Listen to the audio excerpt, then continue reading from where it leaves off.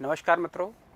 आज हम जयशंकर प्रसाद कृत कामायनी के श्रद्धाशर के कुछ अंशों की व्याख्या देखेंगे, उसका भाव देखेंगे। और जैसा कि मित्रों आप जानते हैं, किसी भी कृति को पढ़ने से पहले उसके लेखक से संबंधित जो महत्वपूर्ण बातें होती हैं उस पर भी हम चर्चा किया करते हैं। तो क्योंकि ये कृति कामायनी जयशंकर प्रसाद द्वारा लिखी गई थी, तो जयशंकर प्रसाद के जीवन से संबंधित और उनके कृतित्व से संबंधित कुछ महत्वपूर्ण बातों की हम चर्चा करेंगे। आइए देखें जयशंकर प्रसाद। जयशंकर प्रसाद का जन्म 1889 ईस्वी में हुआ था काशी में। 1937 में इनका निधन हो गया था। कुल मिलाकर के अगर हम देखें तो मात्र 48 वर्ष के आसपास इनका जीवन काल रहा और 48 वर्ष की आयु में ही इन्होंने कामायनी जैसा एक महाकाव्य हिंदी संसार को दिया। देखें जयशंकर प्रसाद के जीवन से संबंधित कुछ बातें। जन्म की बात करें, जयशंकर प्रसाद का जन्म काशी के प्रसिद्ध सुगनी साहू परिवार में 30 जनवरी 1889 को। ये देखिए वर्ष ध्यान रखना है।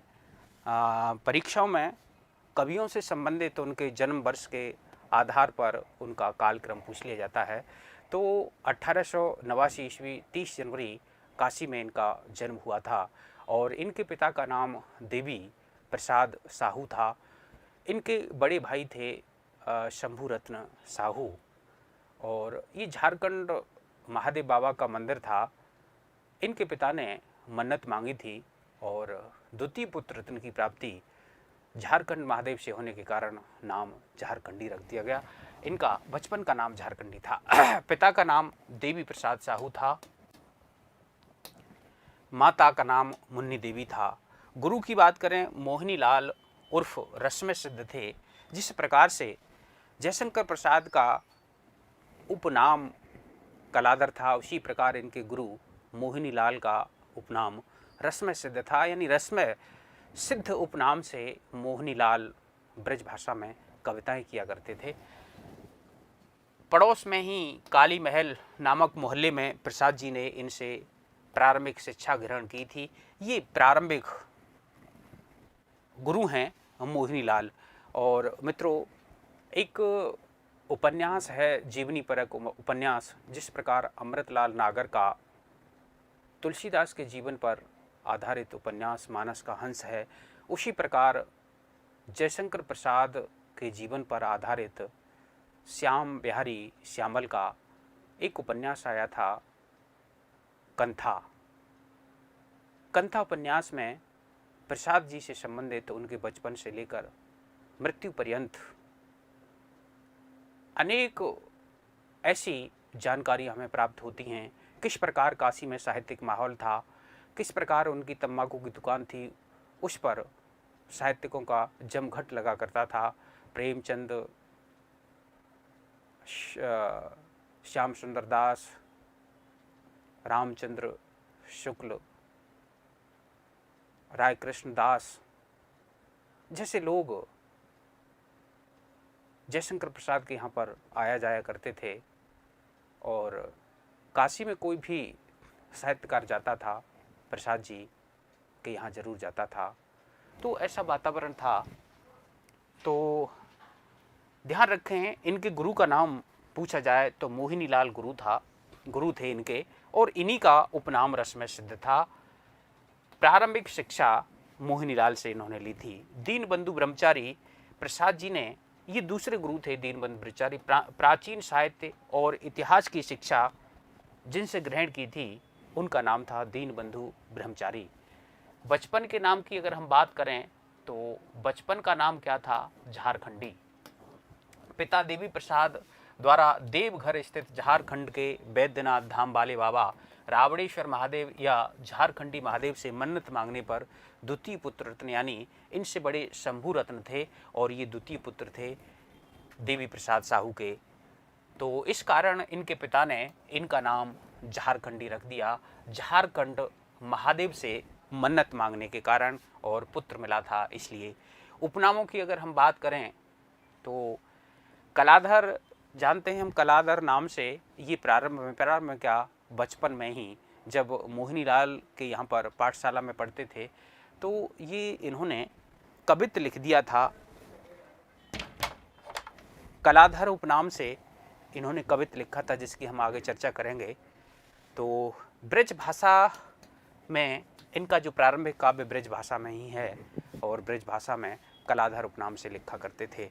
छायावाद का ब्रह्मा कृष्णदेव झारी ने कहा है, देखिए छायावाद के जो 4 स्तंभ हैं, छायावाद के 4 स्तंभ में प्रसाद, पंत, निराला और महादेवी वर्मा। प्रसाद को ब्रह्मा कहा जाता है, और पंत को विष्णु कहा जाता है, निराला को रुद्र या महेश कहा जाता है, और महादेवी वर्मा को शक्ति कहा जाता है। तो ये नाम कृष्णदेव झारी ने दिए थे। देखिए छायावादी कवि और उनके दर्शन से संबंधित भी प्रश्न कई बार पूछा जाता है कि छायावाद का ब्रह्मा किसे कहा जाए? प्रसाद जी को। इनका दर्शन कौन सा है? देखिए दर्शन है इनका समरसतावाद, समरसतावाद या फिर आनंदवाद। समरस थे, जड़िया चेतन सुंदर साकार बना था, चेतनता एक बिलस थी, आनंद अखंड घना था। अंतिम सर्ग आनंद की अंतिम पंक्तियां हैं। तो समरसतावाद या आनंदवाद ये कश्मीर के प्रतिविज्ञा शैव दर्शन से प्रभावित था, तो ये इनका दर्शन है। निराला छायावाद का रुद्र कहा जाता है। अद्वैतवाद या विवेकानंद के दर्शन से काफ़ी प्रभावित थे, और निराला के आध्यात्म गुरु विवेकानंद थे। छायावाद का विष्णु पंत को कहा कृष्णदेव झारी ने, और ये हमने देखा था पंत का जो काव्य है वो 4 चरणों में, 4 सोपानों में विभक्त था, जिसमें छायावादी काव्य, प्रगतवादी काव्य, अंतश्चेतनावादी काव्य और नवमानवतावादी काव्य। तो ये अरविंद दर्शन या अंतश्चेतनावादी काव्य भी जिसे कहा जाता है, तो ये महर्षि अरविंद के दर्शन से प्रभावित थे। महादेवी वर्मा छायावाद की शक्ति हैं। बौद्ध दर्शन के महाकरुणावाद का प्रभाव देखा जा सकता है इनके काव्य में। इनको ये संबोधन कृष्णदेव झारी द्वारा प्रदान किए गए थे, जबकि छायावाद की बृहत्त्रयी नंद दुलारे वाजपेयी ने घोषित की थी। प्रश्न बन जाता है छायावाद की बृहत्त्रयी में कौन जो 4 स्तंभ हैं उनमें से शामिल नहीं है? तो ध्यान रखना, तीनों जो पुरुष हैं उनकी बृहत्त्रयी बनाई किसने? नंद दुलारे वाजपेयी ने। और नंद दुलारे वाजपेयी ने प्रसाद के काव्य में राग तत्व की प्रधानता देगी, और प्रसाद की कमानी को रागात्मक इतिहास कहकर के संबोधित किया। बृहत्त्रयी नंदलाल वाजपेयी ने घोषित की। छायावाद त्रयी में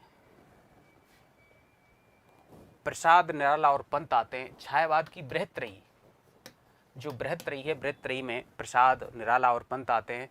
जबकि छायावाद की लघुत्रयी या जिसे वर्मा त्रयी कहते हैं, उसमें महादेवी वर्मा, राम कुमार वर्मा और भगवती चरण वर्मा का नाम आता है। आधुनिक कविता का सुमेरु, प्रश्न पूछ लिया जाए कि आधुनिक कविता का सुमेरु किसे कहा जाता है? आधुनिक कविता का छायावादी कविता का शिला का पुरुष, ध्यान रखें, निराला जी हैं, और आधुनिक कविता का सुमेरु या फिर छायावादी कविता का सुमेरु कहा जाए तो जयशंकर प्रसाद हैं।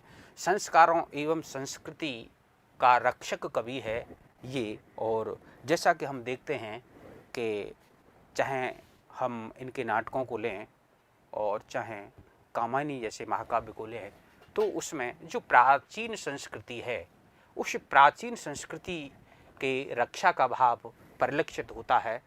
प्रेम और सौंदर्य के कवि हैं। कामायनी से आप देख सकते हैं, ये प्रेम और सौंदर्य का ही महाकाव्य है। इतिहास बोध का कवि है। ऐतिहासिक इन्होंने नाटकों में, जिनके ऐतिहासिक ही नाटक हैं, तो लक्ष्मी नारायण मिश्र ने इनके नाटकों पर आक्षेप लगाया था, गड़े मुर्दे उखाड़ने वाला। तो ध्यान रखें, इतिहास बोध के ये कवि हैं। सांस्कृतिक चेतना के कवि हैं। भारतीय संस्कृति के पुनरुद्धारक भी कहा जाता है जयशंकर प्रसाद को। प्रेम, संस्कृति और सौंदर्य की त्रिवेणी का कवि अगर किसी को हम कहेंगे तो जयशंकर प्रसाद को। मिथकीय बोध का कवि है। छायावाद का सुमेरु है। ब्रह्मा, कालिदास भी इन्हीं को कहा जाता है। मधुचर्या का कवि आचार्य रामचंद्र शुक्ल ने इनको कहा है। विश्वविद्यालयों का कवि आज्ञे ने कहा है, छायावाद का प्रवर्तक इलाचंद जोशी और डॉक्टर गणपति चंद्र गुप्त मानते हैं। और ये मत शर्ममान्य भी है। अगर पूछा जाता है कि छायावाद का प्रवर्तक कौन है, तो छायावाद का प्रवर्तक जयशंकर प्रसाद को ही माना जाता है।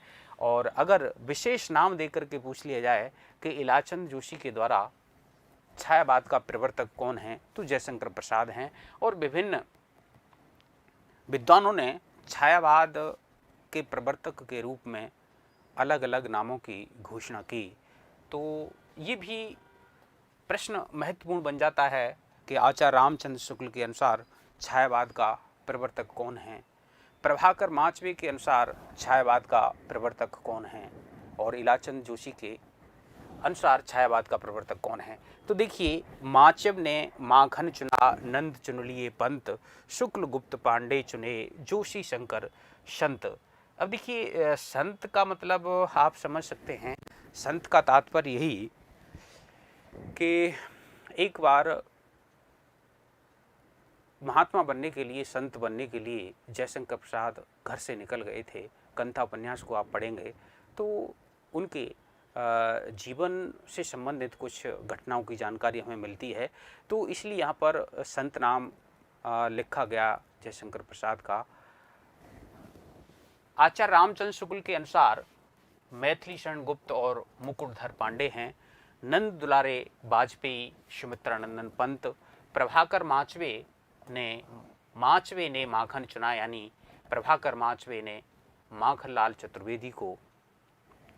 देखिए, तो यहाँ से यही है कि माचवे ने माखन चुना, यानी प्रभाकर माचवे ने माखनलाल चतुर्वेदी को छायावाद का प्रवर्तक माना। नंद चुन लिए पंत, यानी नंद दुलारे वाजपेयी जो सौष्ठववादी आलोचक हैं, उन्होंने सुमित्रानंदन पंत को छायावाद का प्रवर्तक माना।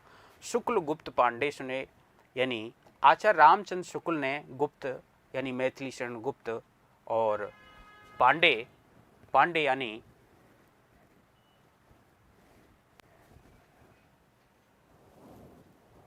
मुकुटधर पांडे की जो कविता छायावाद शीर्षक से इन्होंने निबंध लिखा था, और तो उसके आधार पर आचार्य रामचंद्र शुक्ल ने मैथिली शरण गुप्त और मुकुटधर पांडे को छायावाद का प्रवर्तक माना, और इलाचंद जोशी और गणपति चंद्र गुप्त जयशंकर प्रसाद को छायावाद का प्रवर्तक मानते हैं।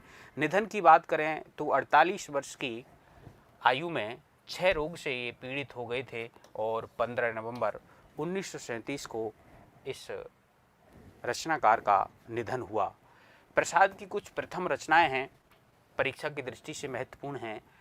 तो उनकी बात करें तो प्रसाद जी की ब्रज भाषा में लिखित प्रथम कविता कौन सी है?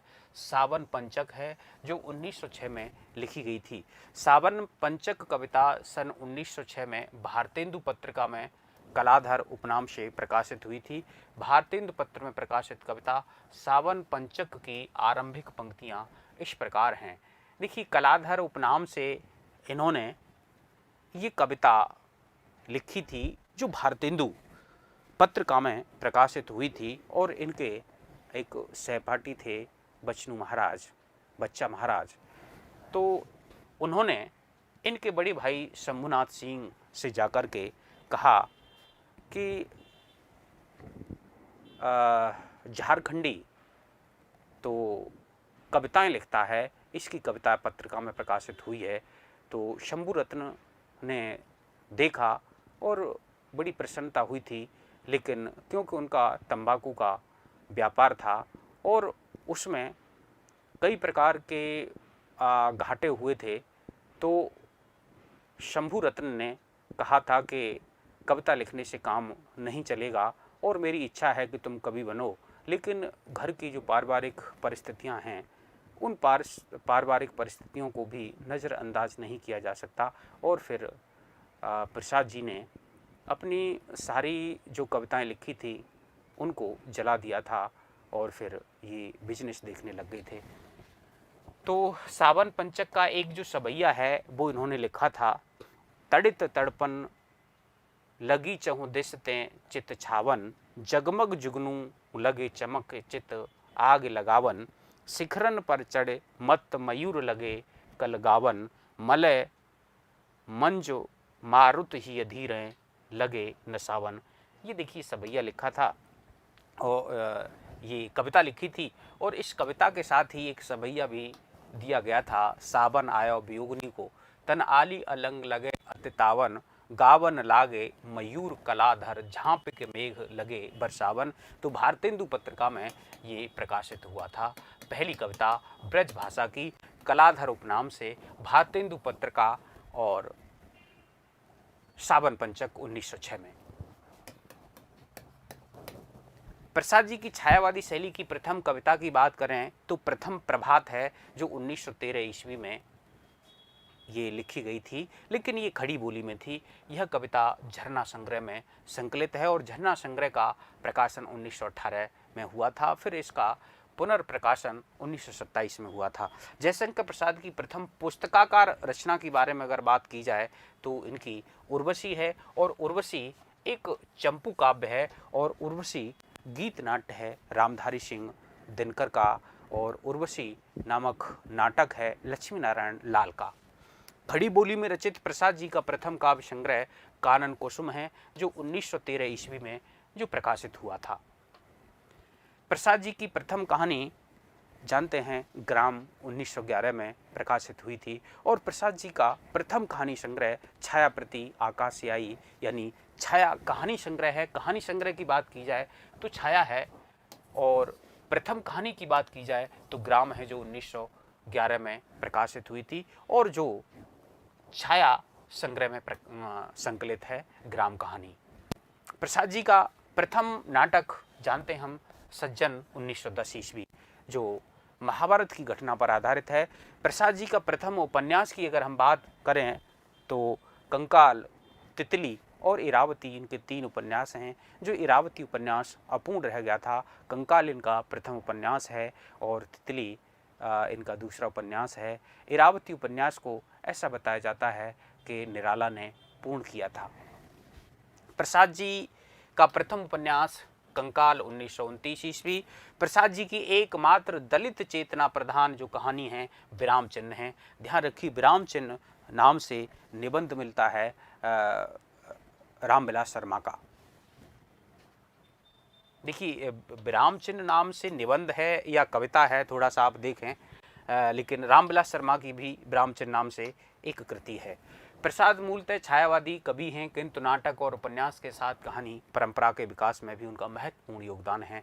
देखिए छायावादी कवि के रूप में ये प्रतिष्ठ हैं, छायावाद के प्रवर्तक माना जाता है, लेकिन नाटक के क्षेत्र में भी प्रसाद जी का बड़ा नाम है और उपन्यास इतने नहीं लेकिन नाटक के क्षेत्र में प्रसाद जी महत्वपूर्ण हैं। वे स्वच्छंदतावादी दृष्टिकोण के रचनाकार हैं। उनकी चेतना राष्ट्रवाद और सांस्कृतिक आदर्शवाद जैसे तत्वों से निर्मित है, जिस कारण देश प्रेम जैसे विषय उनकी कहानियों के केंद्र में हैं। और देखिए राष्ट्र प्रेम, देश प्रेम और नारी को सम्मान देना इनके नाटकों की, इनके काव्य की प्रमुख विशेषताएं हैं।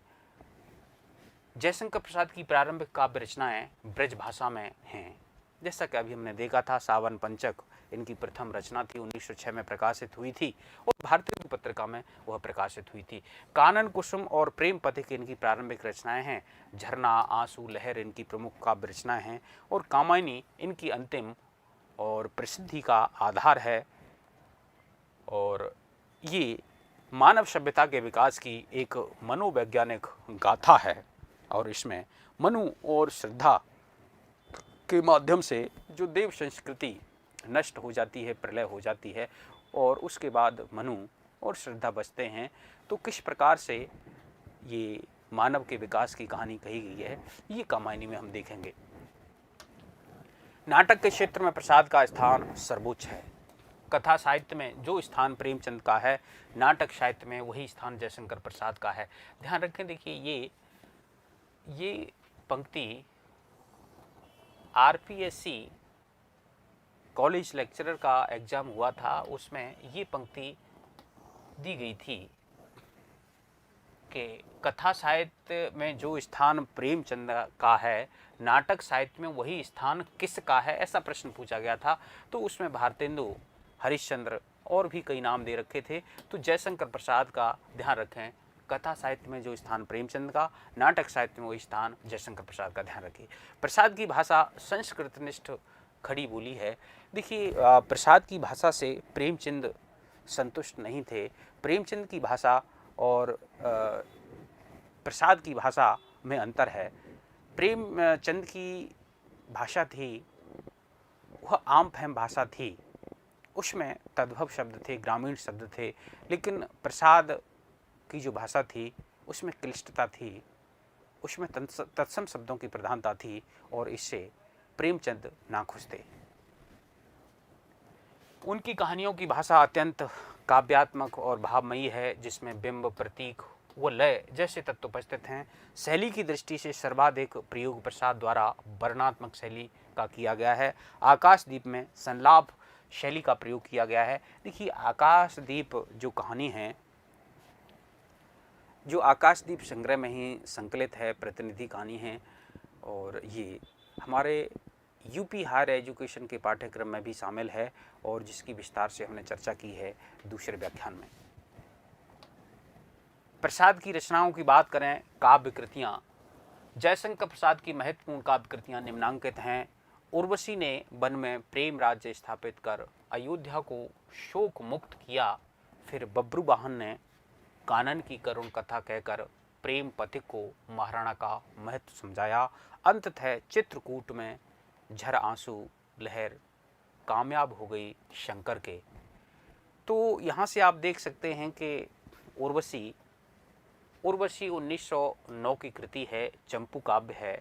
वन से वन मिलन 1909 का, प्रेम राज्य 1909 का काव्य, अयोध्या से अयोध्या का उद्धार 1910, शोक मुक्त से शोकोच्छ्वास 1910।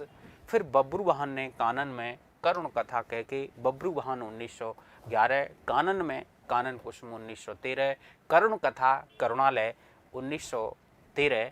ये प्रसाद जी की एक लंबी कविता है।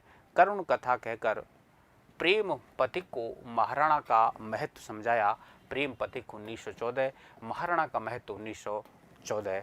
और फिर चित्रकूट में यानी चित्राधार, झर यानी झरना 1918 और झरना को प्रथम छायावादी काव्य संग्रह या छायावाद की प्रयोगशाला का प्रथम आविष्कार कहा जाता है। तो देखिए फिर झर आंसू और करुणालय प्रसाद का एक लंबी कविता है। चंपू काव्य, ये चंपू काव्य है, एक उर्वशी और एक बब्रू वाहन, ये दोनों चंपू काव्य। ध्यान रखें, चंपू काव्य पूछ लिया जाता है कि निम्नलिखित में से कौन सी प्रसाद की रचना चंपू काव्य के अंतर्गत आती है। तो एक उर्वशी है जो 1909 में प्रकाशित हुई थी और दूसरा बब्रू वाहन है। बब्रू वाहन अर्जुन का पुत्र था, जो उनकी पत्नी थी चित्रांगदा, उससे उत्पन्न हुआ था। तो ये महाभारत से संबंधित है। बब्रू वाहन चंपू काव्य है और उर्वशी भी चंपू काव्य है।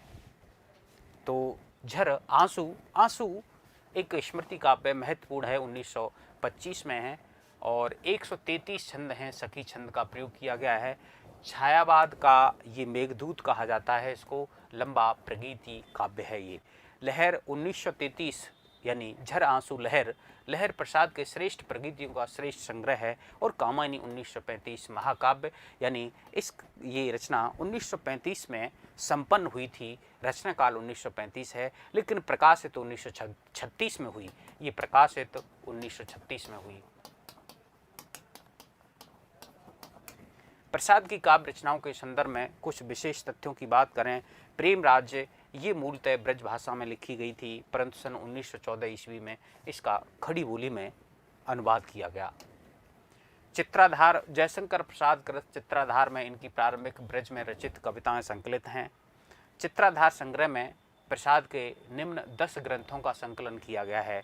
देखिए चित्राधार में कानन कुसुम, प्रेम पथिक, महाराणा का महत्व, करुणालय, चंद्रगुप्त नाटक है, छाया कहानी संग्रह है जो पहला ही कहानी संग्रह है, उर्वशी चंपू काव्य है, राजश्री नाटक है, प्रायश्चित नाटक, कल्याणी प्रणय, ये चित्राधार संग्रह में संकलित हैं। ध्यान रखें 1988 ईस्वी में चित्राधार का द्वितीय संस्करण प्रकाशित हुआ था। देखिए द्वितीय संस्करण में ये सब प्रकाशित हैं, ध्यान रखें, जिसमें केवल खड़ी बोली की कविताएं ही रखी गई।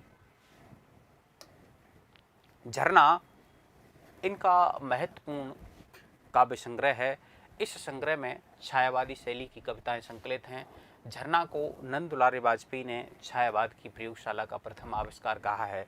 छायावाद का आरंभ झरना से माना जाता है।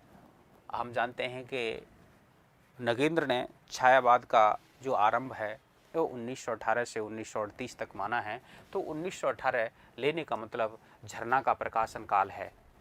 प्रसाद जी की छायावादी शैली की प्रथम कविता प्रथम प्रभात हमने देखा था, जो झरना संग्रह में ही संकलित है। इसमें पहली बार 24 कविताएं संग्रहित की गई थीं झरना में, और झरना का द्वितीय संस्करण 1927 में निकला, जिसमें 31 कविताएं और जोड़ दी गईं। कुल मिलाकर के 55 कविताएं हो गईं। झरना के दूसरे संस्करण में संग्रहित प्रसाद की प्रारंभिक कविता खोलो द्वार की आचार्य शुक्ल ने चर्चा की है। खोलो द्वार, देखिए खोलो द्वार ये झरना संग्रह की कविता है। खोलो द्वार का प्रकाशन 1914 ईस्वी में इंदु पत्रिका में हुआ था, और इंदु पत्रिका को आप जानते हैं इनके भांजे थे अंबिका प्रसाद गुप्त। वे उस पत्रिका का मासिक पत्रिका थी, उसका संपादन अंबिका प्रसाद गुप्त किया करते थे। कुछ आलोचकों ने प्रसाद को छायावाद का आदि प्रवर्तक उनकी इस खोलो द्वार कविता के आधार पर मानने का प्रयास किया था, इसलिए यह चर्चा का विषय रही। और जानते हैं हम छायावाद का प्रवर्तक, अभी हमने देखा था इलाचंद जोशी और गणपति चंद्र गुप्त ने और भी कई विद्वानों ने छायावाद का प्रवर्तक जयशंकर प्रसाद को माना है। आंसू एक विरह गीत है, प्रबंधात्मक खंड काव्य, विरह प्रधान स्मृति काव्य भी कहा जाता है। हिंदी का मेघदूत किसको कहा जाता है, ध्यान रखें, आंसू को कहा जाता है। छायावाद का मेघदूत या हिंदी का मेघदूत अगर हम कहें तो आंसू है। प्रकाशन वर्ष 1925 है, जबकि आदिकालीन काव्य का मेघदूत अब्दुल रहमान कृत संदेश रासक को कहा जाता है। ये आदिकाल में हमने पढ़ी थी, अब्दुल रहमान की रचना है संदेश रासक, और ये विरह काव्य है संदेश रासक भी। इस आंसू संग्रह में छंदों की संख्या 133 है, और इसमें कौन से छंद का प्रयोग किया गया है, सखी छंद का। आंसू का प्रधान रस कौन सा है, करुण रस है, ध्यान रखें, विरह प्रधान है। आचार्य शुक्ल ने आंसू को श्रृंगारिक विप्रलंब कहा है। शुक्ल जी ने लिखा है आंसू के संबंध में, आंसू वास्तव में तो है श्रृंगारी विप्रलंब के, यानी जो आंसू हैं, आंसू किसके हैं, वियोग के हैं, विप्रलंब के हैं, जिनमें अतीत संयोग सुख की खिन्न स्मृतियां रह रहकर झलक मारती हैं। पर जहां प्रेमी की मादकता की बेसुधी में प्रीतम नीचे से ऊपर आते और संज्ञा की दिशा में चले जाते हैं, वहाँ हृदय की तरंगें उस अनंत कोने को नहलाने चलती हैं। वहाँ वो आंसू उस अज्ञात प्रीतम के लिए बहते जान पड़ते हैं। तो ये देखिए आचार्य रामचंद्र शुक्ल ने इसको श्रृंगारिक विप्रलंब या श्रृंगारी विप्रलंब कहा है। आंसू काव्य को स्मृति संचारी का विश्वकोश कहा जा सकता है, क्योंकि इसमें स्मृति संचारी का बहुत सुंदर प्रयोग हुआ है। और हम जानते हैं जहाँ वियोग श्रृंगार होता है, वियोग श्रृंगार में स्मृति नामक संचारी भाव होता ही होता है। आप जानते हैं सात्विक भाव हैं, सात्विक भाव 8 हम जानते हैं, स्तंभ, स्वेद, रोमांच, स्वर, भंग, कंप, वैवर्ण, अश्व, प्रलय, ये 8 हैं सात्विक भाव विवरण। तो उसमें भी आप देखते हैं कि इसमें भरत मुनि ने कुल मिलाकर के 49 भावों की बात की, जिसमें 33 संचारी भाव और 8 सात्विक भाव और 8 और दूसरे जिनकी बात करते हैं हम। यह मानवीय विरह की प्रगीतात्मक रचना है। आंसू एक मानवीय विरह परक लंबा प्रगीत है। कुछ विद्वान इसे खंड काव्य भी मानते हैं। हालांकि आंसू प्रसाद का एक व्यक्ति परक विरह काव्य है, परंतु अंत तक आते आते यह शर्वात्मवाद में समाहित हो जाता है। देखिए जिस प्रकार कामायनी भी अंत में आते आते आप देखते हैं समरस थे जड़िया चेतन सुंदर साकार बना था, तो उसी प्रकार से आंसू भी इनकी जो कृति है वह व्यक्ति परक से ये शर्वात्मवाद की यात्रा करती है। आंसू के संबंध में शुक्ल जी ने लिखा है, कहने का तात्पर्य यह है कि वेदना की कोई एक निर्दिष्ट भूमि न होने से सारी पुस्तक का कोई एक समन्वित प्रभाव नहीं निष्पन्न होता है। आंसू की प्रसिद्ध पंक्तियां इस करुणा, देखिए प्रारंभिक पंक्ति हैं, इस करुणा कलित हृदय में क्यों विकल रागनी बजती, क्यों हाहाकार स्वरों में वेदना असीम गरजती। ये परीक्षा की दृष्टि से महत्वपूर्ण हैं। ये कई बार ऐसी पंक्तियां पूछ ली जाती हैं कि ये पंक्तियों को मिलान कीजिए, ये दी गई पंक्ति किस कवि या लेखक की है। तो ध्यान रखें, इस करुणा यानी करुण रस से परिपूर्ण ये आंसू काव्य की प्रथम पंक्तियां हैं। इस करुणा कलित हृदय में क्यों विकल रागनी बजती, क्यों हाहाकार स्वरों में वेदना असीम गरजती। तो ये प्रारंभिक पंक्तियां हैं। अंतिम पंक्तियां हैं, सबका निचोड़ लेकर तुम सुख से सूखे जीवन में, बरसों प्रभात हिमकड़ सा आंसू इस विश्व सदन में। यानी ये शर्बात बाद में ये कृति परिवर्तित हो जाती है। वन मिलन, यह काव्य कालिदास के अभिज्ञान शाकुंतलम को आधार बना करके लिखा गया है। लहर 1933 का महत्वपूर्ण संग्रह है। लहर प्रसाद जी का प्रौढ़तम काव्य संग्रह माना जाता है। यह प्रसाद जी के श्रेष्ठ प्रगीतों का संग्रह है। शुक्ल जी के अनुसार इस रचना में प्रसाद जी ने इतिहास के खंडों को देखने का प्रयास किया है। इस संग्रह में प्रसाद की निम्नलिखित 4 लंबी कविताएं संग्रहित हैं। अशोक की चिंता महत्वपूर्ण है। प्रश्न पूछ लिया जाता है कि निम्नलिखित में से कौन सी कविता जयशंकर प्रसाद की नहीं है। तो ध्यान रखें, ये महत्वपूर्ण कविताएं अशोक की चिंता, पेशोला की प्रतिध्वनि, प्रलय की छाया और शेर सिंह का शस्त्र समर्पण, ये कविताएं। और एक और कविता है आत्मकथ्य। प्रेमचंद ने हंस का एक आत्मकथा विशेषांक निकालना चाहते थे। इसके लिए प्रसाद से भी अपने आत्मकथा लेखन के संबंध में उन्होंने कहा था, लेकिन प्रसाद ने अपने बारे में कुछ नहीं कहा था। तो वो आत्मकथ्य कविता में जो कहा है वही आत्मकथ्य कविता लिख करके भेजी थी प्रेमचंद को। लहर संग्रह की पहली कविता है उठ उठ री लघु लोल लहर। इसमें प्रसाद जी की चर्चित कविताओं शेर सिंह का शस्त्र समर्पण, पेशोला की प्रतिध्वनि, प्रलय की छाया, अशोक की चिंता के अलावा आत्मकथ्य कविता भी संकलित है। सन 1932 में, देखिए महत्वपूर्ण है कि प्रेमचंद ने आत्मकथा विशेषांक कब निकाला था, 1932 में हंस पत्रिका में। और हंस पत्रिका 1930 में प्रारंभ होती है और 1932 में प्रेमचंद ने इसका आत्मकथा विशेषांक निकाला था।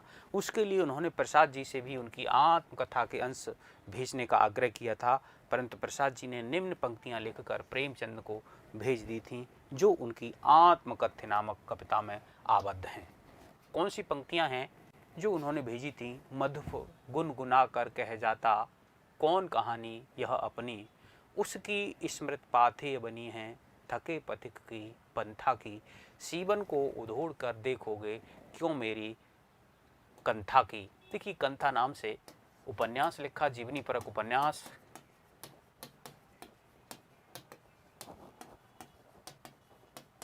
श्याम बिहारी श्यामल।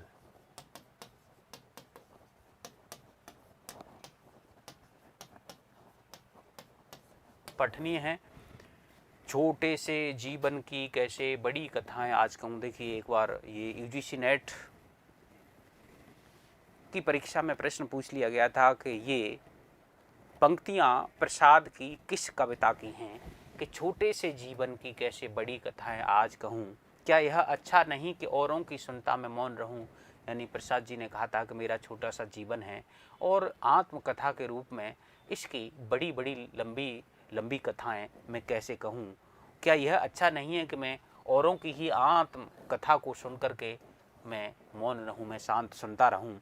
सुनकर क्या तुम भला करोगी मेरी भोली आत्मकथा, अभी समय है भी नहीं थकी सोई है मेरी मौन व्यथा। यानी अभी आत्मकथा लिखने का समय नहीं है। और ये रचनाकार 1937 में इसका निधन हो जाता है, आत्मकथा नहीं लिख पाता। कामायनी 1935 अंतिम कृति है। यह प्रबंधात्मक महाकाव्य है। इसका प्रमुख रस शांत है।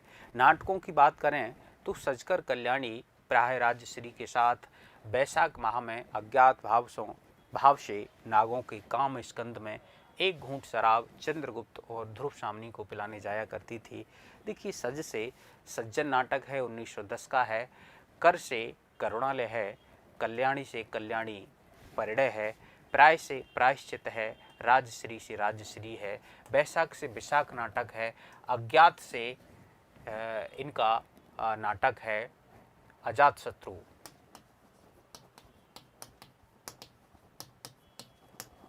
नागों से जन्मविजय का नाग यज्ञ है, काम से कामना है जो प्रतीकात्मक नाटक है, स्कंद से स्कंद गुप्त है, एक घूंट इनका एकांकी है और चंद्रगुप्त 1933 की ये चर्चित कृति है। चंद्रगुप्त यूपी हायर एजुकेशन के पाठ्यक्रम में भी लगा हुआ है और ये कल्याणी परिणय का ही परिवर्तित रूप है चंद्रगुप्त। और फिर इसका प्रकाशन चंद्रगुप्त का अभिनव चंद्रगुप्त के नाम से 1933 में फिर हुआ। ध्रुव सामनी 1933 का अंतिम नाटक माना जाता है प्रसाद जी का और ये नाटक अभिनय कला की दृष्टि से, अभिनय की दृष्टि से सर्वश्रेष्ठ नाटक ध्रुव सामनी है जो 1933 में प्रकाशित हुआ था। लेकिन अगर हम बात करें कि प्रसाद जी का सर्वश्रेष्ठ नाटक कौन सा है तो चंद्रगुप्त है। लेकिन आचार्य रामचंद्र शुक्ल ने प्रसाद जी का सर्वश्रेष्ठ नाटक स्कंदगुप्त को माना है, ध्यान रखें। तो सज्जन 1910, करुणालय 1913, करुणालय हिंदी का प्रथम गीत नाट्य भी माना जाता है। कल्याणी परिणय 1913 चंद्रगुप्त नाटक इसी कल्याणी परिणय का परिवर्तित रूप है। प्रश्न पूछ लिया जाता है कि बताइए चंद्रगुप्त नाटक उनके किस पूर्व नाटक का परिवर्तित रूप है कल्याणी परिणय का, जिसका प्रकाशन 1913 में हुआ था। प्रायश्चित, राजश्री, विशाख, अजातशत्रु, जन्मेजय का नाग यज्ञ, कामना, स्कंदगुप्त, एक घूंट। तो देखिए उस वाक्य में ये सारे आ गए हैं और काल क्रम से ये नाटक पूछ लिए जाते हैं प्रसाद के, क्योंकि भारतेंदु हरिश्चंद्र के, लक्ष्मी नारायण लाल के, लक्ष्मी नारायण मिश्र के और जयशंकर प्रसाद के नाटक कालक्रम से पूछ लिए जाते हैं, तो ध्यान रखें। और अग्निमित्र इनका अपूर्ण नाटक है जिसे निराला ने पूर्ण किया था। चंपू की बात करें तो उर्वशी और बब्रू वाहन दो चंपू काव्य हैं, ध्यान रखें। उपन्यास की बात करें, कंकाल, तितली और इरावती तीन उपन्यास हैं। कंकाल 1929, तितली 1934 और इरावती अपूर्ण उपन्यास है, 1961 में बताया जाता है निराला जी ने इसे पूरा किया था। कहानी संग्रह की बात करें, प्रसाद जी के 5 कहानी संग्रह हैं और 5 कहानी संग्रह में 70 कहानियाँ संकलित हैं इनकी। आप याद कर सकते हैं छाया प्रति, आकाश से आई यानी 5, छाया 1912, प्रति से प्रतिध्वनि 1926, आकाश से आकाशदीप 1933, आ से आंधी 1931 और ई से इंद्रजाल 1936 अंतिम कहानी संग्रह। प्रसाद की सभी कहानियों की भाषा संस्कृतनिष्ठ। देखिए अब इसमें आप ये देख सकते हैं कि छाया जो संग्रह है, छाया संग्रह में 11 कहानी संकलित हैं। दूसरा जो संग्रह है 1926 का प्रतिध्वनि, उसमें 15 कहानियाँ संकलित हैं। आकाशदीप जो तीसरा है 1929, उसमें 19 कहानियाँ संकलित हैं। और फिर देखिए आंधी में 11 कहानियाँ संकलित हैं जो 1929 में। चर्चित कहानी जो पुरस्कार है वो किस में संकलित है, इस आंधी संग्रह में ही संकलित है। पुरस्कार कहानी का प्रकाशन वर्ष 1929 है। इंद्रजाल 1936 इस संग्रह में प्रसाद जी की 14 कहानियाँ संकलित हैं और आकाशदीप कहानी पाठ्यक्रम में है, तो ध्यान रखें आकाशदीप संग्रह 1929 का है। प्रसाद की सभी कहानियों की भाषा संस्कृतनिष्ठ संप्रदान है। केवल उनकी एक कहानी मध्वा इसका अपवाद है। मध्वा कहानी तद्भव युक्त सरल भाषा में लिखी गई है। मध्वा कहानी का वाक्य है, आज कई दिन हो गए बिना शराब पिए। देखिए यहाँ पर वह क्लिष्टता, वह तत्समता दिखाई नहीं देती जो प्राय जयशंकर प्रसाद की कहानियों में, नाटकों में देखने को मिलती है। प्रसाद जी की मध्वा कहानी की भाषा को देखकर प्रेमचंद बहुत प्रसन्न हुए थे। प्रसाद जी प्रेमचंद युग के ही कहानीकार हैं, हम जानते हैं। प्रसाद जी की एकमात्र दलित चेतना प्रधान कहानी विराम चिन्ह है। आकाशदीप कहानी से संबंधित कुछ महत्वपूर्ण तथ्य जो परीक्षा में पूछे जा सकते हैं, ध्यान रखें। आकाशदीप कहानी प्रसाद के तीसरे कहानी संग्रह पहला छाया और दूसरा प्रतिध्वनि और तीसरा आकाशदीप है, जो 1929 में प्रकाशित हुआ था। इसी में कहानी संकलित है। इस कहानी का प्रकाशन भी वर्ष भी 1929 है। इस संग्रह में प्रसाद जी की 19 कहानियाँ संकलित हैं। इस कहानी में कुल अंकों की संख्या 7 है, जिसकी हमने काफ़ी विस्तार से जब हमने पढ़ी थी आकाशदीप कहानी, तो काफ़ी विस्तार से हमने उसकी चर्चा की थी, चंपा और बुद्धगुप्त। इस कहानी का पहला बंदी कहानी की नायिका चंपा है, जबकि दूसरा बंदी बुद्धगुप्त है। निबंध संग्रह की बात करें, काव्य कला व अन्य निबंध, एक ही इनका निबंध संग्रह है जो 1936 में प्रकाशित हुआ था। अन्य महत्वपूर्ण तथ्यों की बात करें तो उर्वशी शीर्षक से चंपू काव्य कृति प्रसाद की, उर्वशी शीर्षक से गीत नाट्य दिनकर का, उर्वशी शीर्षक से एकम की लक्ष्मी नारायण लाल की है। रामस्वरूप चतुर्वेदी ने प्रसाद की प्रथम छायावादी कविता 1918 में प्रकाशित प्रथम प्रभात को माना है, जो झरना काव्य संग्रह में संकलित है। देखिए, प्रथम छायावादी कविता प्रथम प्रभात को माना है रामस्वरूप चतुर्वेदी ने, लेकिन प्रथम इनकी कविता जो ब्रज भाषा में लिखी गई थी सावन पंचक ही है, 1906 में लिखी थी। सन 1909 में काशी से इंदु मासिक पत्रिका का प्रकाशन हुआ। इसके संपादक जयशंकर प्रसाद के भांजे अंबिका प्रसाद गुप्त थे। प्रसाद कृत आंसू 133 छंदों का मानव ब्रह परक लंबा प्रगीतात्मक काव्य है, जिसे खंड काव्य भी कहा जाता है। अगर इसको खंड काव्य कहा जाए तो फिर ये प्रसाद का पहला ही खंड काव्य है, एकमात्र खंड काव्य है। प्रसाद कृत प्रेम पथिक प्रथम थे ब्रज भाषा में 1909 में ये लिखा गया था, जिसका खड़ी बोली में अनुवाद 1914 में हुआ था। अधिकतर रचनाएं, प्रारंभिक रचनाएं ब्रज भाषा में थी, लेकिन धीरे धीरे उनका कई लेखकों ने प्रारंभिक रचनाएं ब्रज भाषा में की और फिर बाद में उनका खड़ी बोली में अनुवाद कर दिया गया। प्रेमचंद और प्रसाद दोनों नवजागरण के बड़े साहित्यकार हैं। जहां प्रेमचंद ने सांस्कृतिक सामाजिक नवजागरण के पहलू को विश्लेषित करने पर बल दिया है, वहीं प्रसाद सांस्कृतिक नवजागरण के साहित्यकार हैं। प्रसाद अपने इतिहास बोध या ऐतिहासिक सांस्कृतिक चेतना के लिए विख्यात हैं। प्रसाद के यहाँ सर्वाधिक मिथकीय चेतना या पौराणिक चेतना देखने को मिलती है, यानी मिथक यानी किसी पौराणिक ऐतिहासिक कथा को आधार बना करके जो कथानक लिखा जाता है। जयशंकर प्रसाद प्रेम और सौंदर्य के कवि हैं, हमने पढ़ा था। छायावाद का मुख्य आधार स्तंभ कहा जाता है इन्हें। छायावाद का सुमेरु या ब्रह्मा कालिदास भी इन्हीं को कहा जाता है।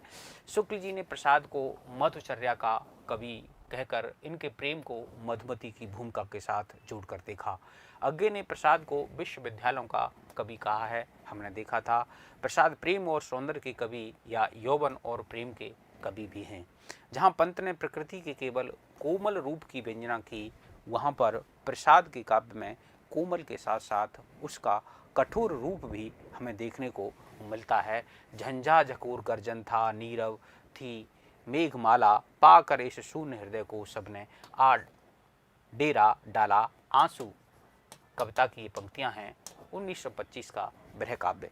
प्रसाद की अतुकांत रचनाएं प्रेम पथिक और महाराणा का महत्व हैं। छायावादी कविता को निश्चिम भू पर स्थापित करने का श्रेय निराला को है, और शला का पुरुष भी निराला को कहा जाता है छायावाद का। लहर काव्य निम्नलिखित पंक्तियों के आधार पर प्रसाद पर पलायनवाद का आरोप लगा गया है। ये लहर जो कविता है, संग्रह है, उसकी ले चल मुझे भुलावा देकर मेरे नाविक धीरे धीरे, इन पंक्तियों को के आधार पर प्रसाद को पलायनवादी घोषित किया आलोचकों ने। दिनकर का कामायनी पर लिखा गया आलोचनात्मक निबंध दोष रहित दूषण सहित है। यह निबंध कामायनी के शिल्प सौष्ठव की सुंदर समीक्षा करता है।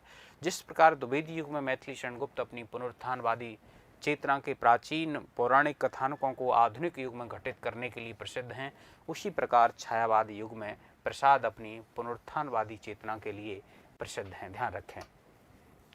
काव्य को परिभाषित करते हुए प्रसाद जी ने लिखा है, काव्य आत्मा की संकल्पनात्मक अनुभूति है, जिसका संबंध विश्लेषण विकल्प या विज्ञान से नहीं है। रहस्यवाद के संबंध में प्रसाद जी ने लिखा है, काव्य में आत्मा की संकल्पनात्मक मूल अनुभूति की मुख्य धारा रहस्यवाद है। देखिए, संकल्पनात्मक जो शब्द है ये जयशंकर प्रसाद का ही गढ़ा हुआ है।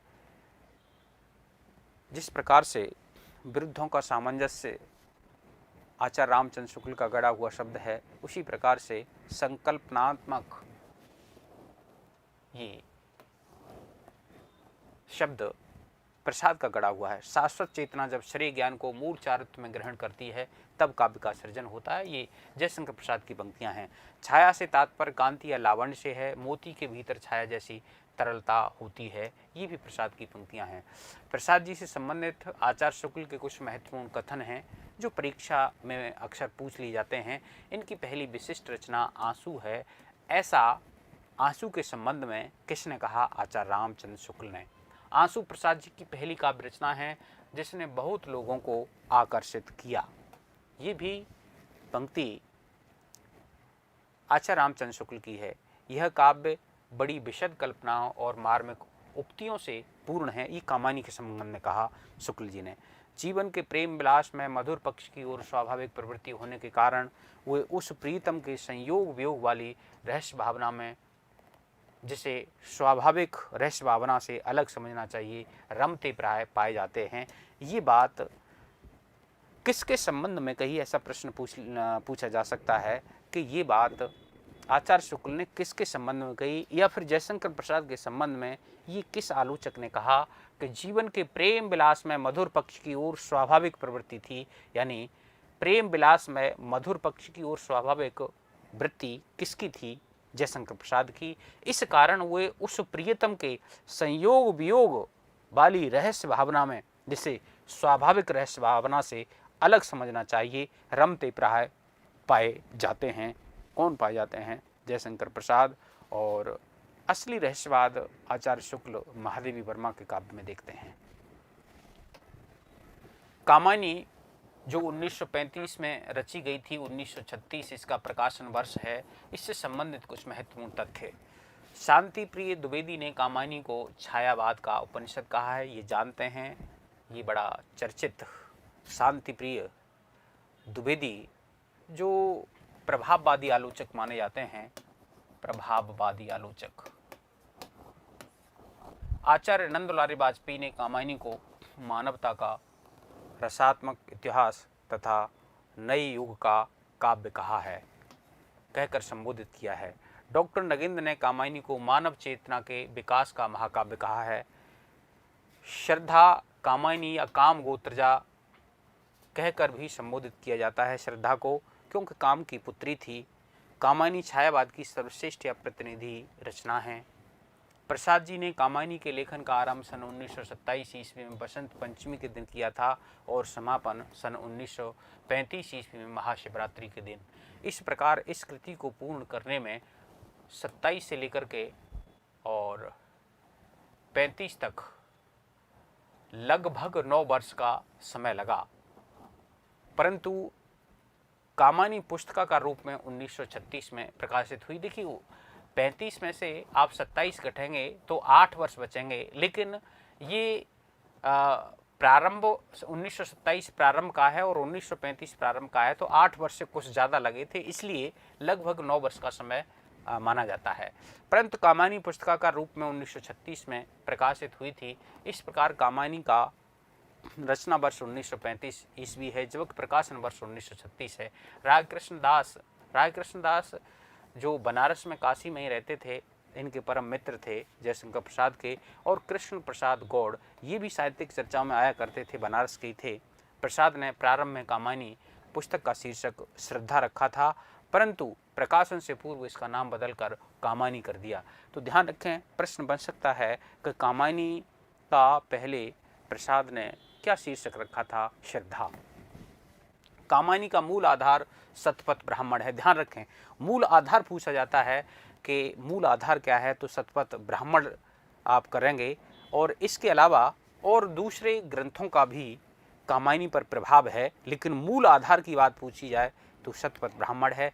लेकिन इस पुस्तक के लेखन में प्रसाद जी ने शतपथ ब्राह्मण के अलावा मत्स्य पुराण, ऋग्वेद, श्रीमद् भागवत पुराण, छांदोग्य उपनिषद आदि ग्रंथों का भी सहारा लिया है। मूल रूप से इसमें हम बात करेंगे शतपथ ब्राह्मण की। कामायनी में अन्नमय कोश से ज्ञानमय कोश तक की यात्रा का उल्लेख किया गया है, यानी भौतिक से आध्यात्म की तरफ।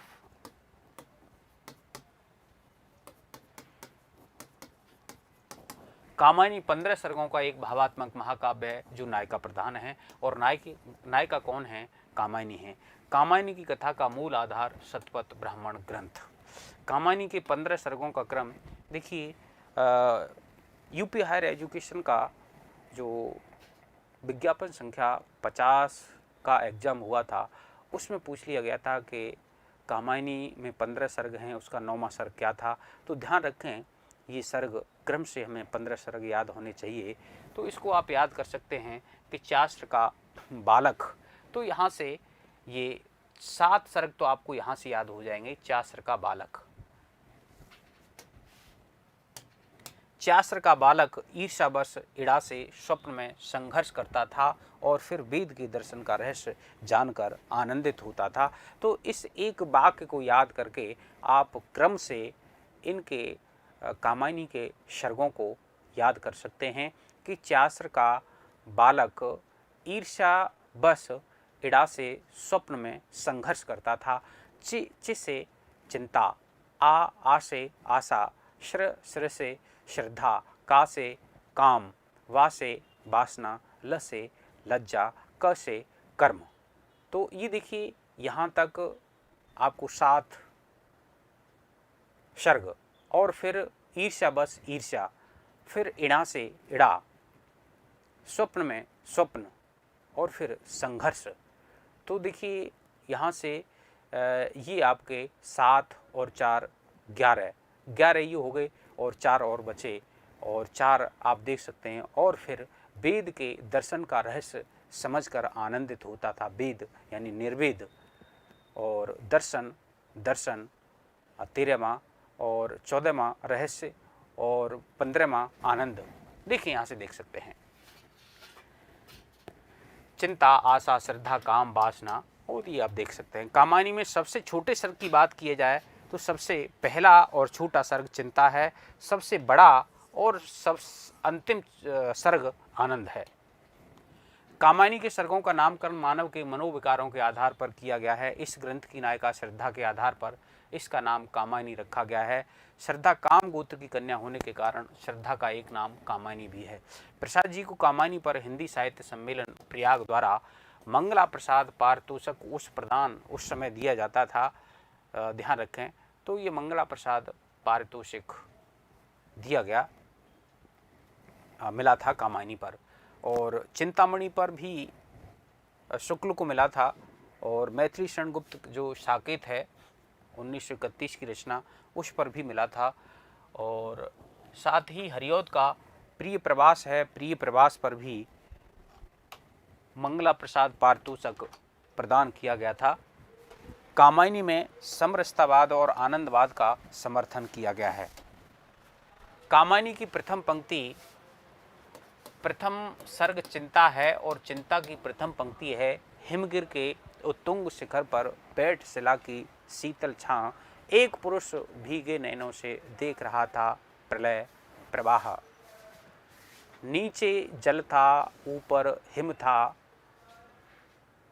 एक तरल था, यानी तरल कौन था? जल था। एक तत्व की ही प्रधानता, जिसे कहो जड़ या चेतन। एक तरल था, एक सघन, एक तत्व की ही प्रधानता, जिसे कहो जड़ या चेतन। ये चिंता सर्ग की आरंभिक पंक्तियां हैं। कामायनी का अंतिम पंक्ति, अंतिम सर्ग आनंद है, और आनंद की पंक्तियां हैं, समरस थे जड़ या चेतन, सुंदर साकार बना था, चेतनता एक विलसती, आनंद अखंड घना था। आनंद सर की पंक्तियां। कामायनी का प्रधान रस की अगर बात की जाए तो शांत या रस है, जिसका स्थायी भाव निर्वेद है। 1928 ईस्वी में सुधा पत्रिका में चिंता सर के कुछ अंश प्रकाशित हुए थे, और 1927 में लेखन प्रारंभ कर दिया था प्रसाद जी ने। और 1928 में उसके कुछ अंश, क्योंकि पहला सर्ग चिंता था, उसके कुछ अंश किस पत्रिका में प्रकाशित हुए थे, ध्यान रखें, सुधा पत्रिका में। कामायनी में प्रवृत्ति मार्गी जीवन दर्शन की स्थापना मिलती है। काम मंगल से मंडित श्रेय सर्ग इच्छा का है परिणाम, तिरस्कृत कर उसको तुम भूल बनाते हो असफल भवधाम। मिथकीय पौराणिक कृति कामायनी शतपथ ब्राह्मण की जल प्लावन घटना को आधार बनाती है और मूल आधार शतपथ ब्राह्मण है, जिसकी हमने चर्चा की है। कामायनी की कथा योजना में प्रतीकात्मकता का निर्वाह हुआ है, अतः कामायनी को रूपक महाकाव्य भी कहा जाता है। देखिए, जिस प्रकार से प्रतीकात्मकता हमें जायसी की पद्मावती में मिलती है, उसी प्रकार से जायसी की पद्मावती के स्तर की ही प्रतीकात्मकता की दृष्टि से जयशंकर प्रसाद की कामायनी कृति है, जिसमें हम देखते हैं कि जो मनु है मन का प्रतीक है, श्रद्धा है श्रद्धा हृदय की प्रतीक है, इड़ा बुद्धि की प्रतीक है, और भी आगे इसकी प्रतीकात्मकता है, उसकी हम बात करेंगे। कामायनी की पूर्व पीठ का प्रेम पथिक को कहा जाता है। कामायनी की श्रद्धा का पूर्व संस्करण उर्वशी जो चंपू काव्य है उसको कहा जाता है।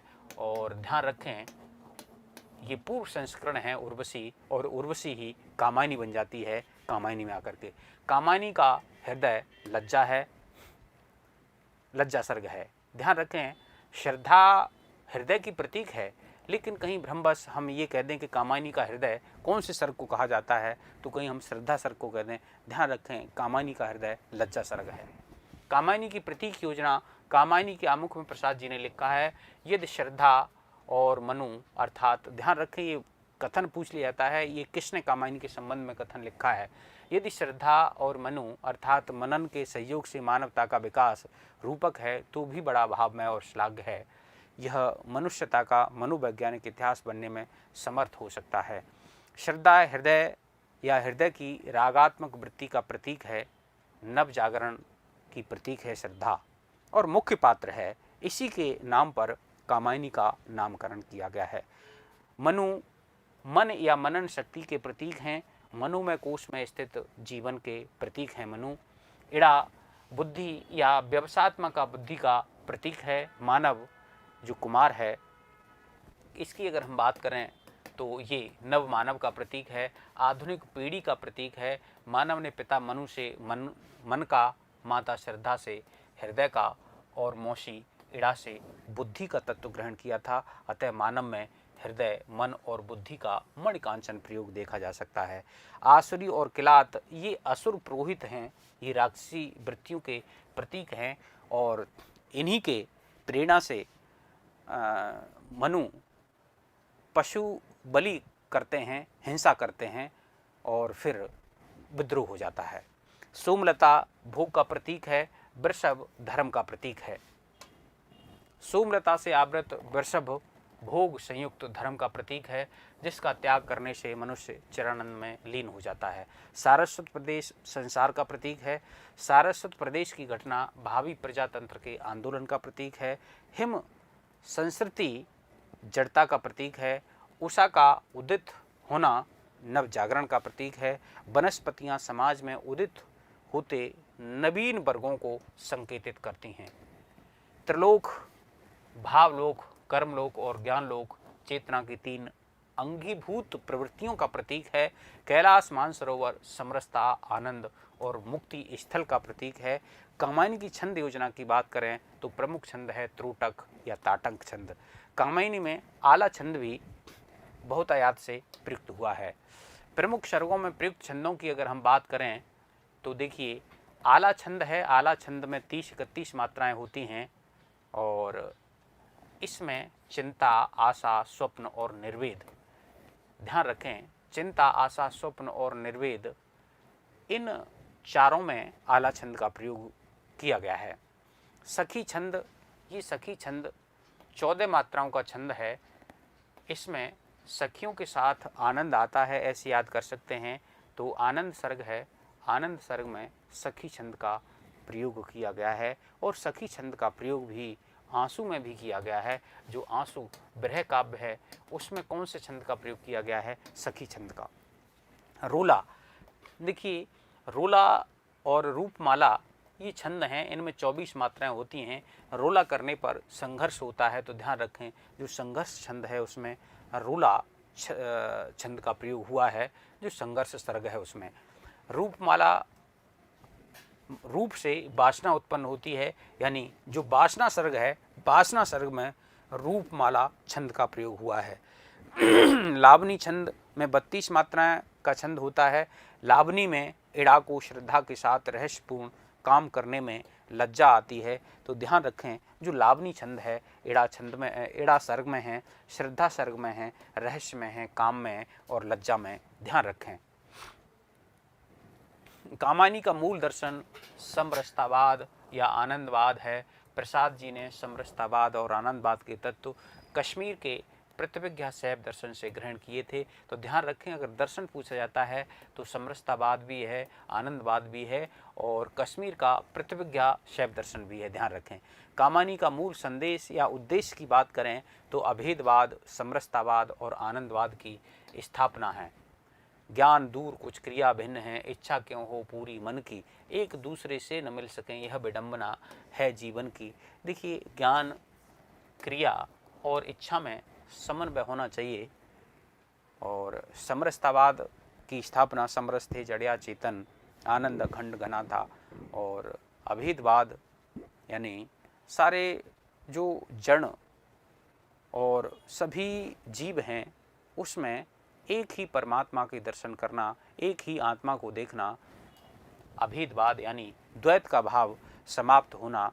तो हिमगिर के उत्तुंग शिखर पर बैठ शिला की शीतल छां, एक पुरुष भीगे नैनों से देख रहा था प्रलय प्रवाह, नीचे जल था ऊपर हिम था, एक तरल था एक सघन, एक ही तत्व की प्रधानता, एक ही तत्व अभेदवाद। नारी की महत्ता का प्रतिपादन आप देख सकते हैं इसमें। अहिंसा का समर्थन है। प्रकृति और मनुष्य के बीच उचित समन्वय स्थापित करना, ये इसके उद्देश्य या संदेश हैं। कामायनी पर आधारित कुछ चर्चित आलोचनात्मक पुस्तकें हैं जो महत्वपूर्ण हैं। जयशंकर प्रसाद शीर्षक से पुस्तक नंद दुलारी वाजपेयी जो सौष्ठववादी आलोचक हैं इन्होंने लिखी। कामायनी एक पुनर्मूल्यांकन राम स्वरूप चतुर्वेदी की, ध्यान रखना।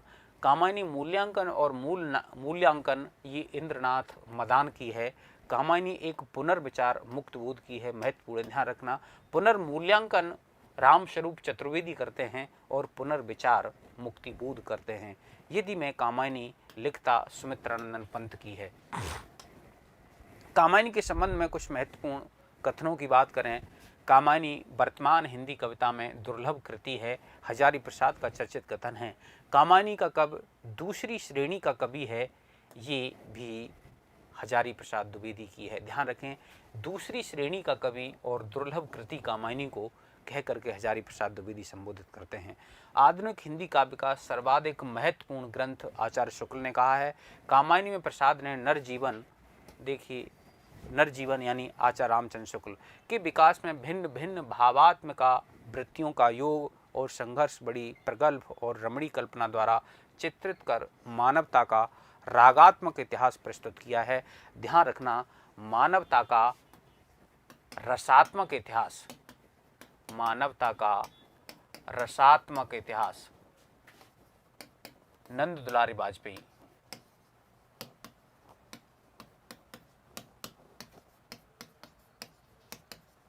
और मानवता का रसात्मक इतिहास, ध्यान रखना,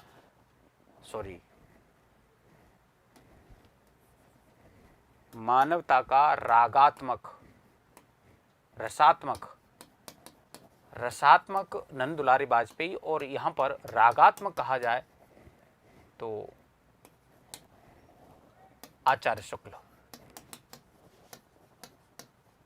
ध्यान रखें। और मानव चेतना का महाकाव्य, मानव चेतना का महाकाव्य,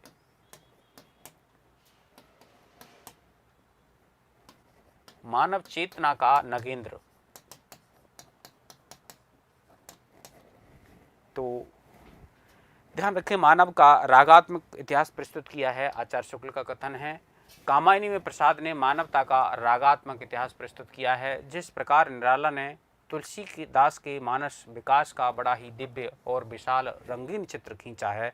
यदि मधुचर्या शब्द का प्रयोग आचार्य शुक्ल करते हैं, यदि मधुचर्य का अतिरेक और रहस्य की प्रवृत्ति बाधक नहीं होती तो कामायनी के भीतर मानवता की योजना शायद अधिक पूर्ण और सुव्यवस्थित रूप में चित्रित होती। देखिए, रहस्य का विरोध करते हैं आचार्य रामचंद्र शुक्ल। कामायनी बड़ी विशद कल्पनाओं और मार्मिक उक्तियों से परिपूर्ण है। ध्यान रखें, मार्मिक उक्तियों से परिपूर्ण कामायनी को आचार्य रामचंद्र शुक्ल बताते हैं। कामायनी मानवता का रसात्मक इतिहास है। रागात्मक किसने कहा? रागात्मक कहा आचार्य शुक्ल ने, और रसात्मक किसने कहा? नंद दुलारे वाजपेयी ने। कामायनी नए युग का प्रतिनिधि महाकाव्य है। प्रतिनिधि महाकाव्य किसने कहा? नंद दुलारे वाजपेयी ने। मानव चेतना का महाकाव्य नगेंद्र ने। ध्यान रखें, मानव कामायनी मनोविज्ञान की ट्रीटाइज है, ये भी नगेंद्र ने कहा। कामायनी को आर्ष ग्रंथ नगेंद्र ने कहा। कामायनी एक रूपक है, नगेंद्र ने कहा। कामायनी समग्रता में समासोक्ति का विधान का लक्षित करती है। यानी देखिए, समासोक्ति और रूपक दोनों बातें नगेंद्र कहते हैं। नगेंद्र जी ने चेतना को कामायनी का मूल लक्षण मानते हैं। ध्यान रखें, चेतना से नगेंद्र को पकड़िए, रागात्मकता से शुक्ल जी को पकड़िए, रसात्मकता से नंद दुलारे वाजपेयी को पकड़िए। यह एक फैंटेसी है, फैंटेसी से मुक्तबोध को पकड़िए। कामायनी में वर्णित सभ्यता प्रयासों के पीछे प्रसाद जी का अपना जीवन अनुभव, अपने युग की वास्तविक परिस्थिति, अपने समय की सामाजिक दशा बोल रही है। अपने समय की सामाजिक दशा बोल रही है, ऐसा मुक्तबोध ने कहा। और मुक्तबोध की रचना है, हम जानते हैं, मुक्तबोध की पुनर्मूल्यांकन और पुनर्विचार। कामायनी एक पुनर्विचार नाम से मुक्तबोध ने लिखी और पुनर्मूल्यांकन नाम से रामस्वरूप चतुर्वेदी हैं ने। कामायनी जीवन की पुनर्रचना है। मुक्तबोध ने कामायनी को एक फैंटेसी माना है तथा मनु को ध्वस्त सामंती व्यवस्था का अवशेष बतलाया है। प्रश्न बन सकता है कि बताइए, किसने मनु को ध्वस्त सामंती व्यवस्था का प्रतीक कहा है, अवशेष कहा है? मुक्तबोध ने। यह अपने आप में चिति का विराट बपू है, बच्चन सिंह। मुक्तबोध का कामायनी संबंधी अध्ययन फूहड़ मार्क्सवाद का नमूना है। कौन कहते हैं? बच्चन सिंह। कामायनी की अर्थ संरचना थोड़ी जटिल है। अपनी संरचनात्मक त्रुटियों के बावजूद कामायनी का काव्य वैभव अप्रतिम है, ये बच्चन सिंह का कथन है। बच्चन सिंह ने प्रसाद के नाटक कामना को कामायनी का प्रास्ताविक माना है। कामायनी, देखिए यहाँ पर हर एक पंक्ति अपने आप में प्रश्न है। यहाँ से अगर प्रसाद जी से कोई प्रश्न बनेगा साहित्य में, किसी भी परीक्षा में, तो ध्यान रखें, इससे बाहर आने की संभावना बनती नहीं है। कामायनी आधुनिक समीक्षक और रचनाकार दोनों के लिए परीक्षा स्थल है। किसने कहा? रामस्वरूप चतुर्वेदी ने। कामायनी संश्लिष्ट काव्य विधान का काव्य है और उसे महाकाव्य के रूप में परीक्षित करना आवश्यक नहीं है। यानी संश्लिष्ट काव्य कहकर के कौन बात करता है? रामस्वरूप चतुर्वेदी, हिंदी साहित्य और संवेदना का इतिहास वाले रामस्वरूप चतुर्वेदी कामायनी को कंपोजिशन की संज्ञा देते हैं। कामायनी को कंपोजिशन की संज्ञा किसने दी है? कंपोजिशन यानी संश्लिष्ट संज्ञा देते हैं इन्होंने। कामायनी को केंद्र में रखकर आज आलोचनात्मक पुस्तक कामायनी एक पुनर्मूल्यांकन लिखी। कामायनी छायावाद का उपनिषद महत्वपूर्ण है। सौष्ठववादी आलोचक शांतिप्रिय द्विवेदी। कामायनी ताजमहल के समान है। किसने कहा कामायनी को ताजमहल के समान? सुमित्रानंदन पंत ने प्रकृति का सुकुमार कवि और यदि मैं कामायनी लिखता, इनका प्रसिद्ध निबंध है। पंत जी की आलोचनात्मक कृति का नाम यदि मैं कामायनी लिखता। कामायनी विश्व सात का 8वां काव्य है, ऐसा श्याम नारायण ने कहा। कामायनी आधुनिक हिंदी कविता का रामचरितमानस है। देखिए, रामचरितमानस से आप पकड़िए रामनाथ सुमन। रामनाथ सुमन, ध्यान रखें। कामायनी विराट सामंजस्य की सनातन गाथा है। देखिए, विराट सामंजस्य की सनातन गाथा विश्वंभर नाथ मानव और विराट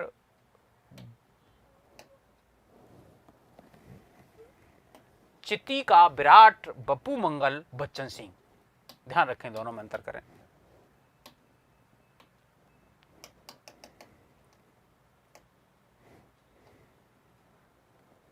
कामायनी एक असफल कृति है, किसने कहा? इंद्रनाथ मदान ने। कामायनी मूल्यांकन और मूल्यांकन इनकी पुस्तक है, कामायनी पर आधारित पुस्तक।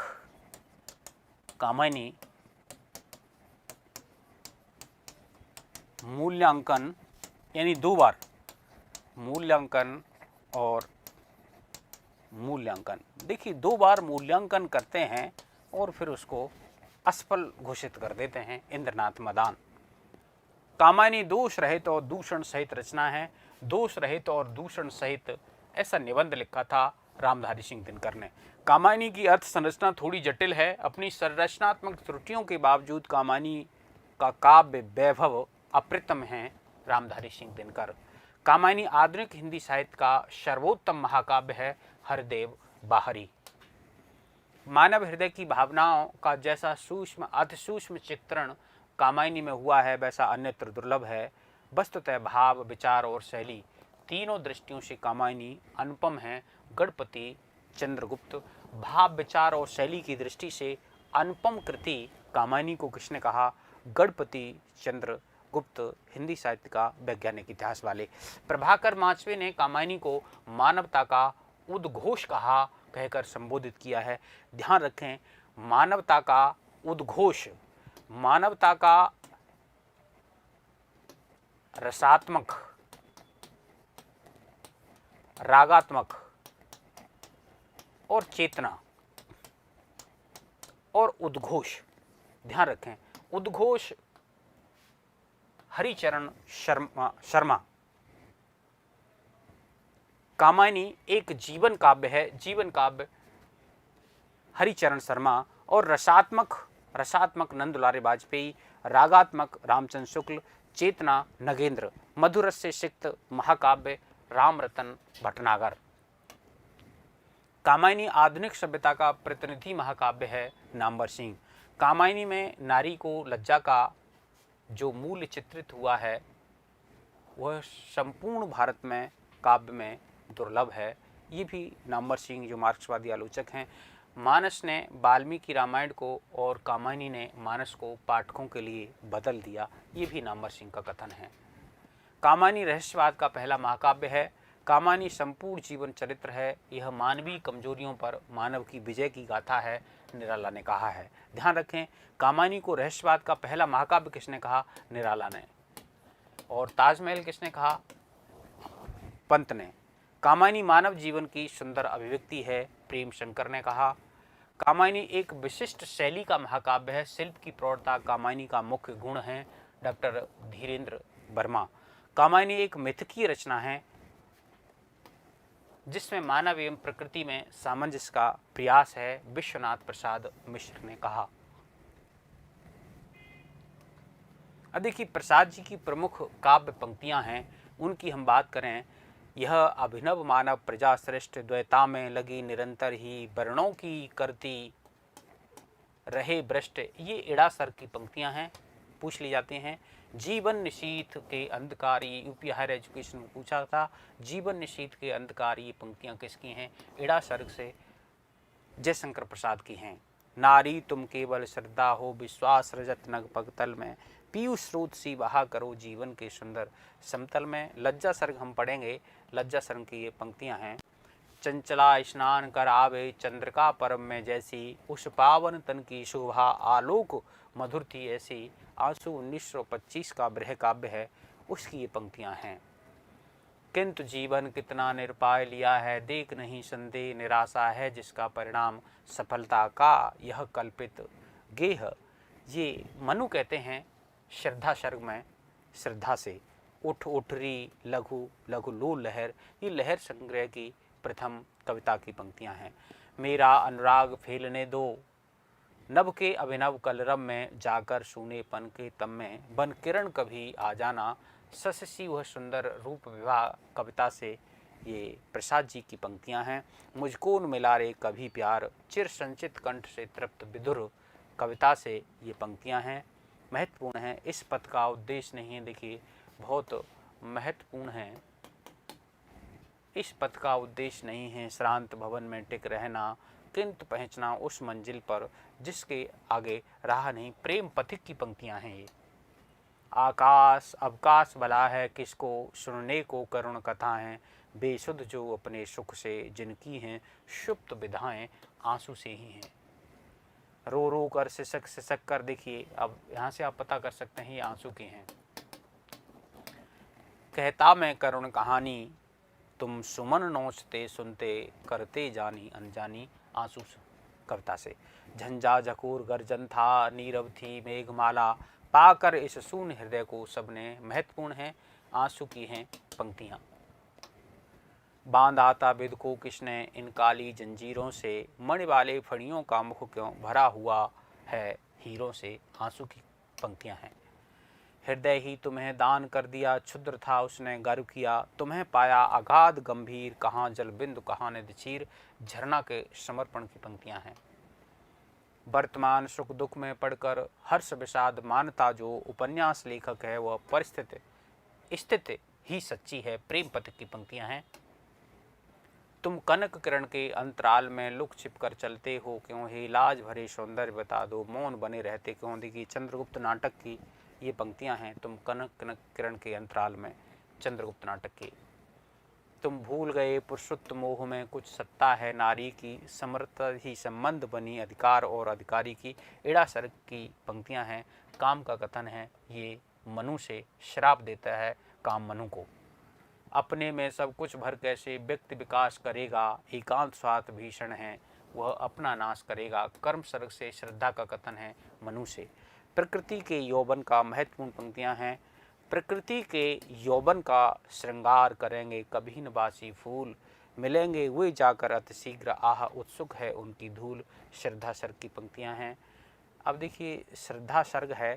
श्रद्धा सर्ग का देखिए थोड़ा सा एक पद का ये अर्थ कर लेते हैं श्रद्धा सर्ग का। कौन तुम संस्कृत जलनिधि तीर तरंगों से फेंकी मणि एक, कर रहे निर्जन का चुपचाप प्रवाह की धारा से अभिषेक। मधुर विश्रांत और एकांत जगत का सुलझा हुआ रहस्य, एक करुणा में सुंदर मौन और चंचल मन का आलस। देखिए मित्रों समय हो गया, लेकिन चलिए यहाँ से आगे हम फिर बात करेंगे। एक पद की व्याख्या कर लेते हैं। ये श्रद्धा सर्ग है। श्रद्धा सर्ग में यहाँ पर मनु हिमगिर के उत्तुंग शिखर पर यानी हिमालय पर्वत पर एक गुफा में बैठे हुए हैं और वहाँ पर घूमती फिरती श्रद्धा पहुँच जाती है। श्रद्धा मनु को देखती है और मनु से उनका परिचय पूछती है। तो यहाँ पर मनु परिचय पूछ रही है, श्रद्धा परिचय पूछ रही है मनु से कि कौन तुम संस्कृत जलनिधि तीर। संस्कृति माने संसार, जलनिधि माने सागर समुद्र, तीर माने किनारा, तरंग माने लहर, फेंकी मणि, मणि माने एक बहुमूल्य रत्न होता है। कर रहे निर्जन, निर्जन माने शांत एकांत। प्रभा, प्रभा माने तेज चमक, आभा कांति। अभिषेक माने जल से सींचना, जल चढ़ाना, जल से सींचना। मधुर, मधुर माने आकर्षक मीठा।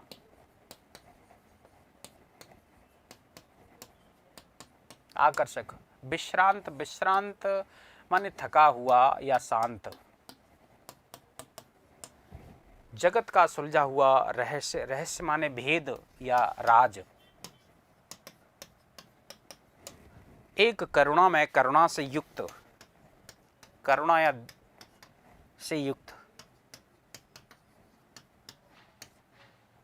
देखें आप श्रद्धा मनु से पूछती है, कौन तुम, हे भद्र पुरुष तुम कौन हो।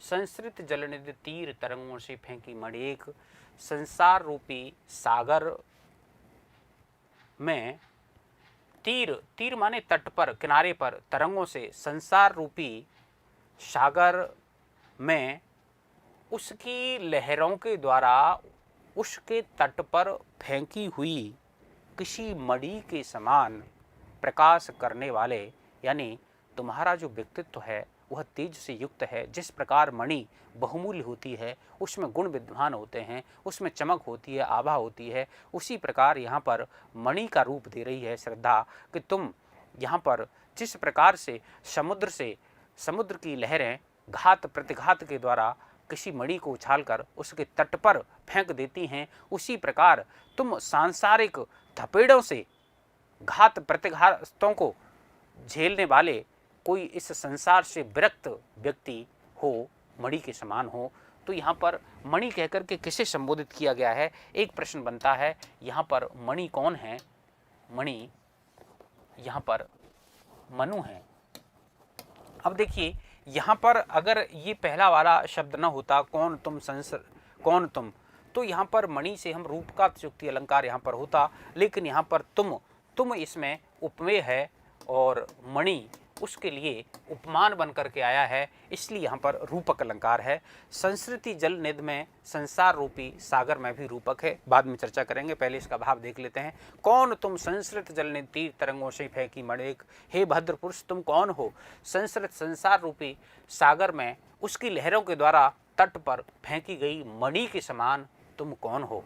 कर रहे निर्जन का चुपचाप प्रवाह की धारा से अभिषेक, इस निर्जन एकांत में तुम प्रभा यानी अपने व्यक्तित्व की चमक से प्रकाश फैला रहे हो। धारा का अभिषेक, धारा से अभिषेक यानी उस चमक की, उस तेज की धारा से जल का सिंचन करना, यानी यहाँ पर लाक्षणिक ये शब्द है, यहाँ से इसका लक्षण से अर्थ निकलेगा कि तुम अपने व्यक्तित्व के तेज से, चमक से, कांति से तुम यहाँ पर इस एकांत में जीवंतता प्रदान कर रहे हो। मधुर विश्रांत और एकांत जगत का सुलझा हुआ रहस्य। विश्रांत, तुम थके हुए हो और थके हुए हो, उस थकान के कारण तुम बैठे हुए हो और चुपचाप बैठे हुए हो, तो तुम्हारा व्यक्तित्व बड़ा मधुर लग रहा है, बड़ा आकर्षक लग रहा है और उसे देख करके ऐसा प्रतीत होता है जगत का सुलझा हुआ रहस्य तुम इस संसार के किसी सुलझे हुए रहस्य का मूर्तमय रूप हो। यानी ऐसा प्रतीत हो रहा है कि मानो तुम इस संसार के साक्षात रहस्य की प्रतिमा ही हो। कहने का भाव ये हुआ लक्षणा से कि तुमने संसार के जो घात प्रतिघात हैं उनको सहा है, उनको झेला है और उस संसार के सारे अनुभवों को तुमने जान लिया है और उन अनुभवों को, रहस्य को, संसार के समस्त रहस्य को, राज को, भेद को जान लेने के बाद तुम यहाँ पर शांति प्रदान करने के लिए यहाँ पर एकांत में इस जगह पर, हिमालय पर्वत पर आए हो। एक करुणामय सुंदर मौन और चंचल मन का आलस्य, और तुम्हारा जो मौन है, मौन रूप में तुम बड़े सुंदर आकर्षक लग रहे हो और उसे देख करके तुम्हारे व्यक्तित्व ऐसा प्रतीत हो रहा है माने तुम्हारा व्यक्तित्व करुणा से परिपूर्ण है। और चंचल मन का आलस्य, और तुम्हारे व्यक्तित्व को देख करके ऐसा भी प्रतीत हो रहा है कि तुम्हारा मन है वो मन पहले चंचल रहा होगा, लेकिन इस समय तुम्हारे व्यक्तित्व और तुम्हारी स्थिति को देख करके ऐसा प्रतीत हो रहा है कि तुम्हारा जो चंचल मन था वह चंचल मन अलसा गया है, अर्थात इच्छा और वासनाएं तुम्हारे मन की समाप्त हो गई हैं। तो यहाँ पर देखिए ये इसका अर्थ था। फिर आगे का देखिए समय हो गया है, अब आगे अगले व्याख्यान में इससे आगे के पदों की व्याख्या करेंगे। इसका ही थोड़ा सा देख लेते हैं अलंकार वगैरह इसमें क्या है। देखिए कौन तुम में आप देख सकते हैं यहाँ पर नाटकीय या संवादात्मक शैली का प्रयोग है। नाटकी या संवादात्मक। संवाद हो रहा है किस किस के बीच में? मनु और श्रद्धा के बीच में, तो नाटकीय या संवादात्मक शैली। संस्कृति जलनिध, संसार रूपी सागर में रूपक अलंकार। जलनिधि तीर, तीर तरंगों से छेकानुप्रास अलंकार। छेकानुप्रास में देखिए क्रमतः और स्वभावतः वर्णों की आवृत्ति है, दो बार ता और रा की। तीर तरंगों से फेंकी मणि, तुम मणि हो, यहां पर भी रूपक अलंकार है, ध्यान रखें। जिस प्रकार से देखिए मणि है, मणि बहुमूल्य पदार्थ होता है और वह समुद्र की लहरों के द्वारा, थपेड़ों के द्वारा उसे बाहर निकाल करके पटक दिया जाता है। उसी प्रकार से संसार रूपी समुद्र से तुम बाहर पटक दिए गए हो। लेकिन जिस प्रकार मणि में कुछ तेज होता है, कुछ मूल्य होता है उसका, उसी प्रकार गुण होते हैं उसके, उसी प्रकार तुम्हारे अंदर भी गुण हैं, तुम्हारे अंदर तेज है, तो मणि से तुलना की है।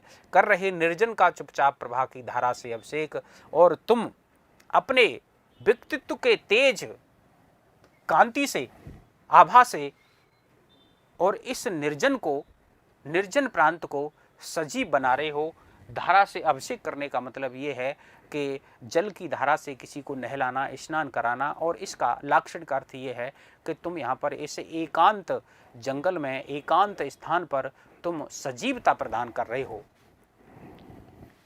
मधुर विश्रांत और एकांत जगत का सुलझा हुआ रहस्य, तुम थके हुए प्रतीत हो रहे हो। तुम्हारा आकर्षक व्यक्तित्व है, मधुर, यानी तुम्हारा जो व्यक्तित्व है वो मधुर है, और इस एकांत में तुम संसार के किसी सुलझे हुए रहस्य के समान प्रतीत हो रहे हो। देखिए जगत का सुलझा हुआ रहस्य, देखिए रहस्य का सुलझना, दोनों चीज़ें विरोध जैसी प्रतीत हो रही हैं कि जो रहस्य है, रहस्य उलझा हुआ होता है और उसको सुलझाना विरोधाभास की स्थिति है, तो विरोधाभास अलंकार होगा।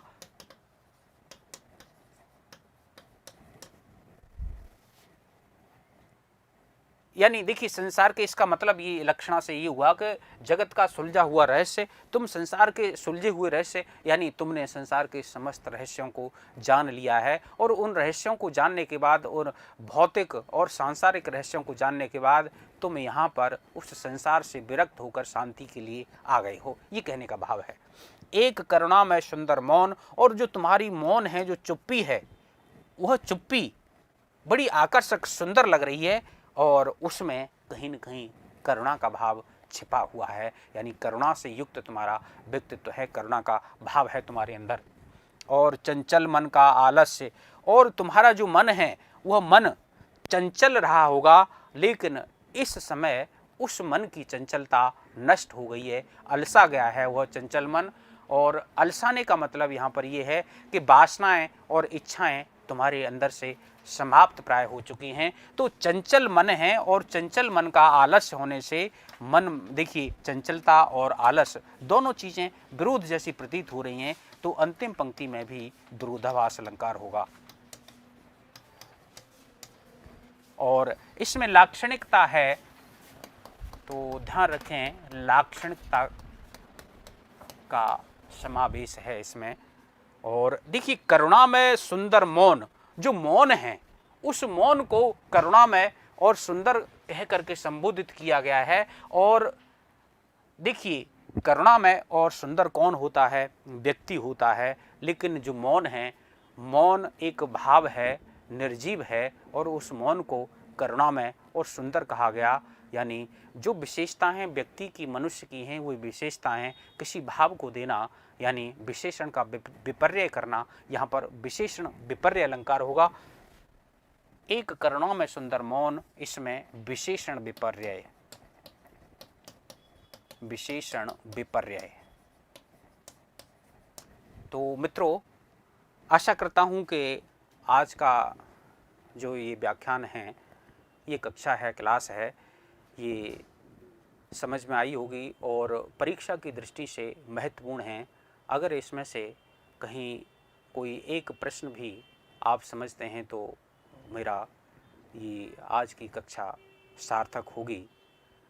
तो मित्रों, फिर मिलेंगे। आज के लिए इतना ही। नमस्कार। जय हिंद, जय भारत।